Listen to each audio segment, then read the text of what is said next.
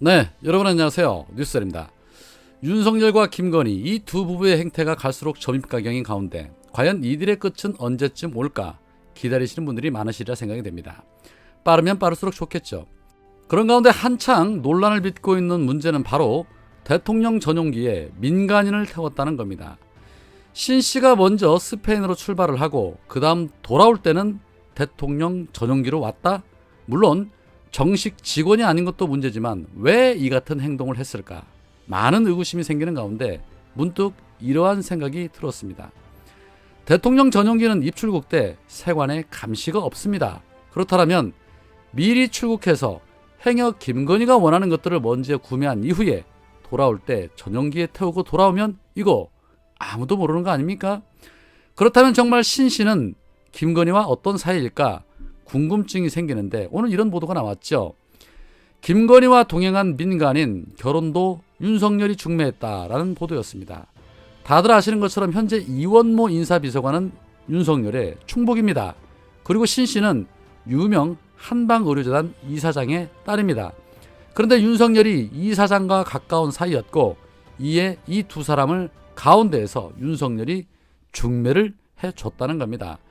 윤석열이 대검 중수부에 근무할 때 이원모 검사와 소개를 주선했다고 합니다. 그리고 이원모는 지난 8월에 윤석열 캠프 법률팀에서 윤석열 장모 대응과 김건희에 관련된 네거티브 대응을 했던 그 인물입니다. 그렇다면 당연히 이원모와 신 씨는 윤석열의 총애를 받고 있는 사람들이자 매우 친밀한 관계라는 걸 추측할 수 있고 더 나아가서는 웬만한 일들도 거들어줄 수 있는 그런 사이라고 의구심을 가질 수밖에 없다는 것입니다.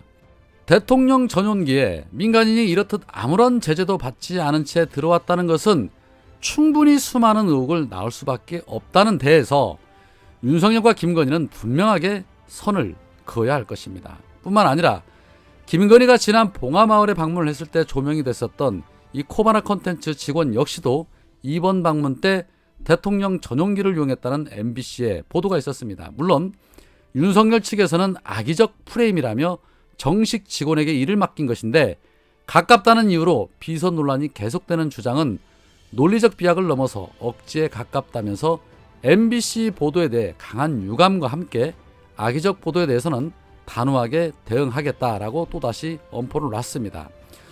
명확하게 해명하면 될 일을 툭하면 법적 대응 운운하는 걸 보니까 참 구린 게 많긴 많구나라는 생각과 어떻게든 힘으로 찍어 누르려는 저들의 습성에 하루속히 이 시국이 좀 빨리 지나갔으면 좋겠다는 생각밖에 들지 않습니다.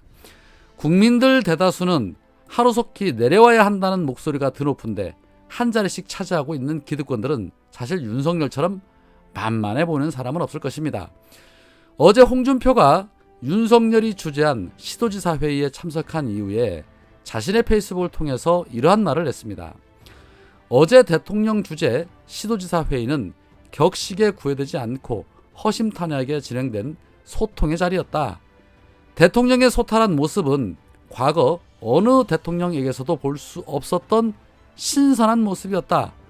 각 시도의 애로사항을 모두 들으시고 그 해결을 약속해 주시는 모습은 나중에 그것이 덕담에 불과했을지라도 흡족했다. 분기별 만남을 약속하면서 중앙과 지방이 상생하는 대한민국을 만들기로 했다라고 아부의 글을 올렸습니다. 윤석열 같은 사람 사실 우리 주변에도 많습니다. 술 좋아하고 노는 거 좋아하고 주변 사람들 잘 챙기는 사람. 언뜻 보면 참 사람 좋아 보이죠. 그러나 그런 사람 치고 실속 있는 사람 그리 많지 않습니다. 그리고 그런 사람이 대통령 하면 더더욱 안 되는 것이죠.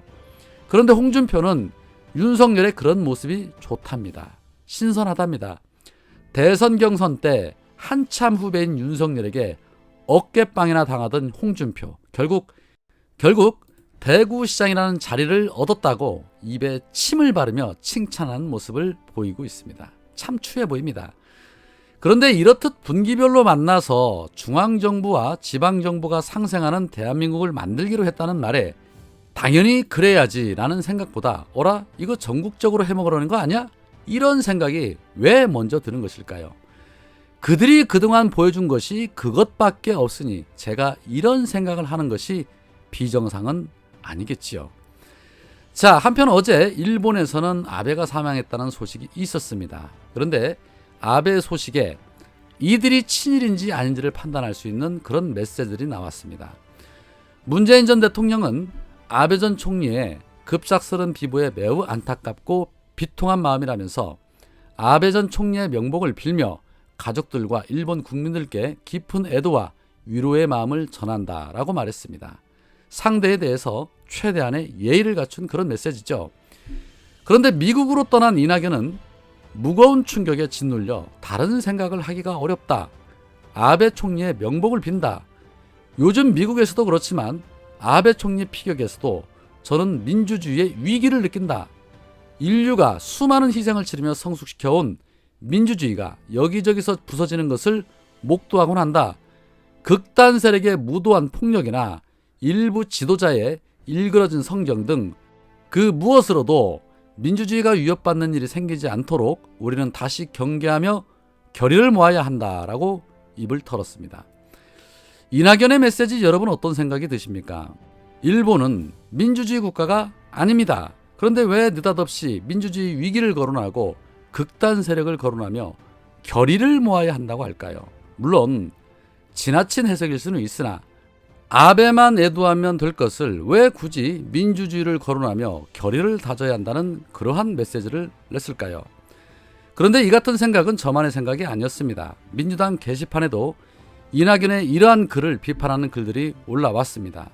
물론 지나친 해석 경계해야겠으나 워낙 엄중하신 분이 저러한 글을 올리니까 당연히 이상한 생각이 들 수밖에 없는 듯합니다.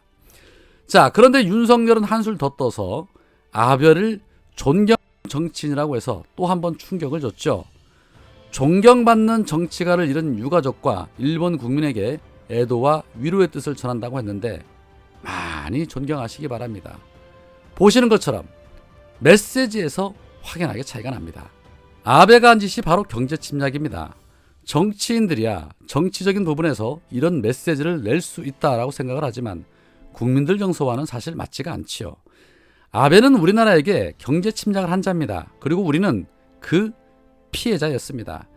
피해자가 가해자를 위로할 필요는 없다라는 생각입니다. 그건 그들의 몫이지 대통령까지 나서서 존경까지 한다는 거 스스로 친일 정치라는 것을 보여준 셈이다라는 생각이 듭니다. 친일 정치인 하면 생각나는 사람이 몇몇 사람이 있는데 그들은 왜 아무런 메시지가 없을까요? 궁금해집니다. 오늘은 여기까지입니다. 고맙습니다.